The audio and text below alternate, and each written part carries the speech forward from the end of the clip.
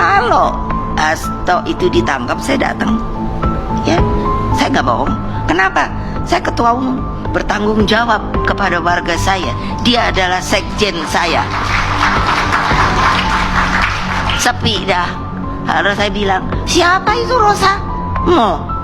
Katanya apa? Ininya KPK. Tapi mau saya pakai masker, pakai apa namanya, topi apa sing ada depannya itu. Ya toh? Lah, berarti dia sendiri kan takut karena dia menjalani hal yang nggak benar. Jangan gua coba-coba ditangkap ya. Dia loh. Coba kamu mau awut-awut partai saya, dengan kepolisiannya, dengan kejaksaannya, dengan mahkamahnya, seluruh hukum Indonesia sekarang ini saya bilang sedang criss cross. Hukum yang benar dimainkan dengan hukum yang dibuat-buat. Tulis itu, silahkan. Saya tanggung jawab. Lah benar dong. Buntut penangkapan Hasto Kristianto, Ibu Megawati turun gunung. Oke guys, semalam setelah Sekjen PDIP Hasto Kristianto ditangkap oleh KPK, malamnya Ibu Megawati langsung meluncurkan surat. Jakarta, 20 Februari 2025. Selanjutnya diinstruksikan kepada seluruh kepala daerah dan wakil kepala daerah PDI Perjuangan sebagai berikut.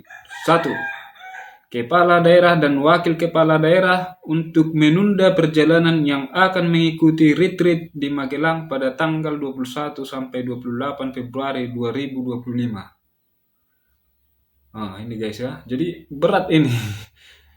Kepala daerah yang terpilih kira-kira milih ikut presiden atau ikut Ibu Megawati guys ya.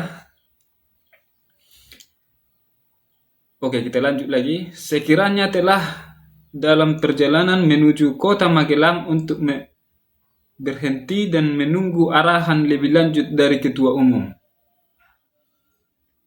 Yang kedua, tetap berada dalam komunikasi aktif dan standby, artinya handphone selalu aktif. Dan berikut ini respon dari Pak Jokowi soal instruksi dari Ibu Megawati Soekarno Putri.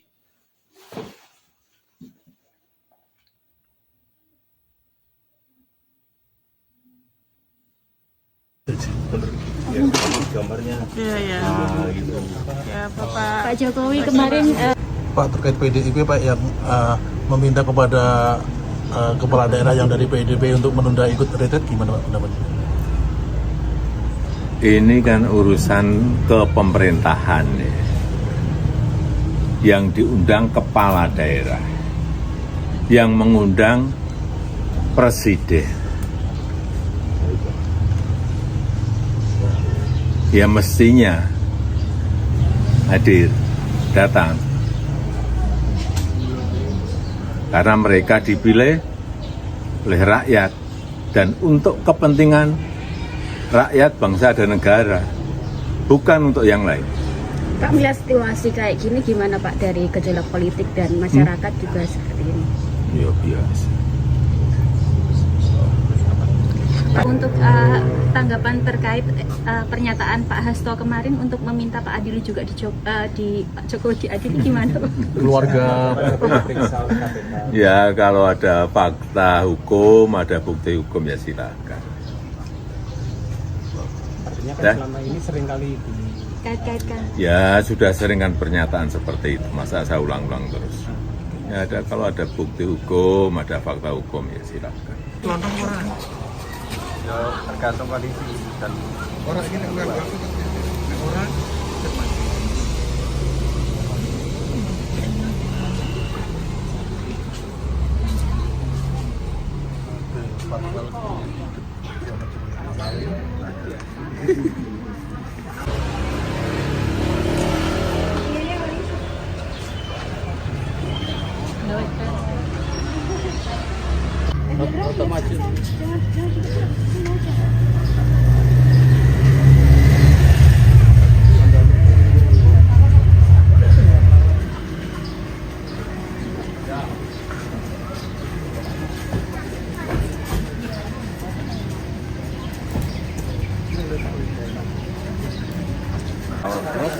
Belum dapat tahu.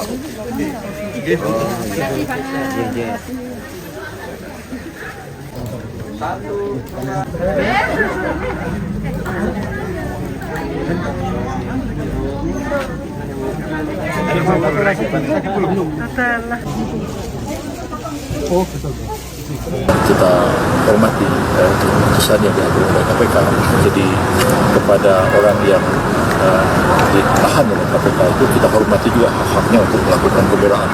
Silahkan dia menghubungi lawyers, pengacara untuk juga melakukan upaya-upaya hukum supaya hukum kita itu ditegakkan dengan betul. Jadi KPK bisa menahan orang, bisa menyatakan orang sebagai tersangka, bisa mencegah orang pergi ke luar negeri, tapi para lawyers yang ditunjuk oleh orang yang ditahan itu juga harus mempunyai kesempatan yang sama untuk melakukan pembelaan. Jadi disitulah keadilan itu akan terwujud.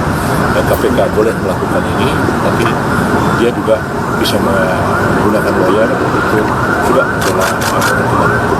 Jadi kalau saya melihatnya dari segi itu.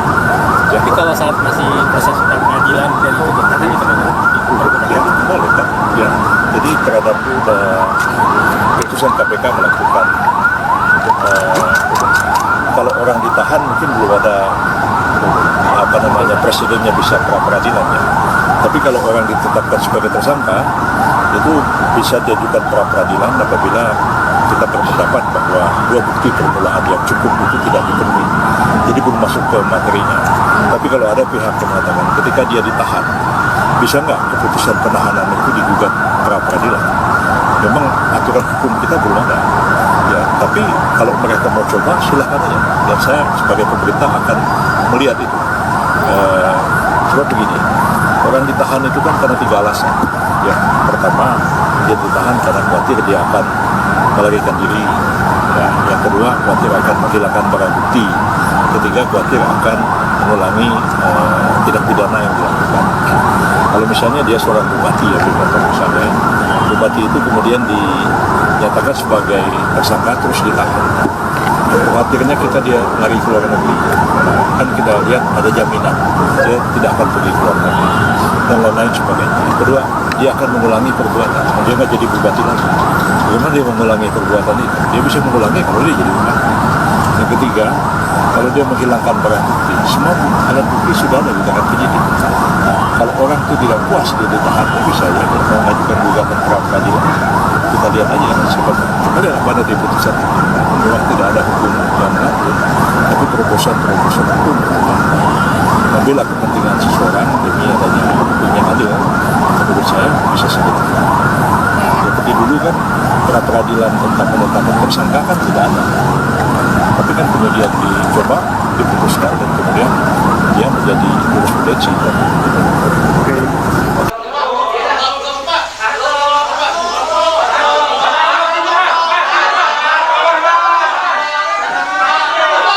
Kita akan menuju ke DPP, nanti dari DPP kita bubar dari jalan.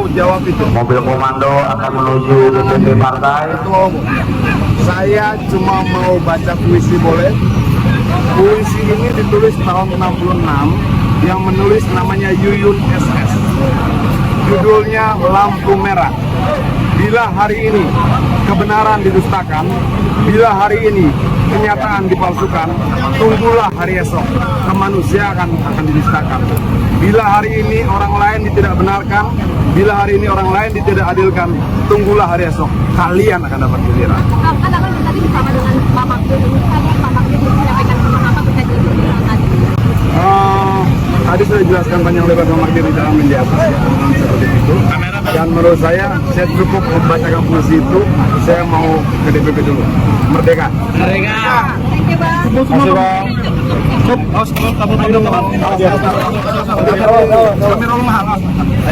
Kalau tanggap langsung dari gimana Bang? Kita sedang menunggu langsung ke DPP aja Bang. Gimana arahnya apa? Pastikan langsung lawan-lawan.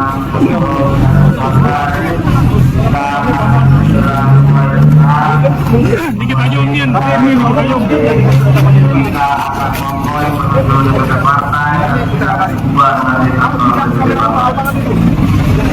Kamera. Oke, selamat Pak.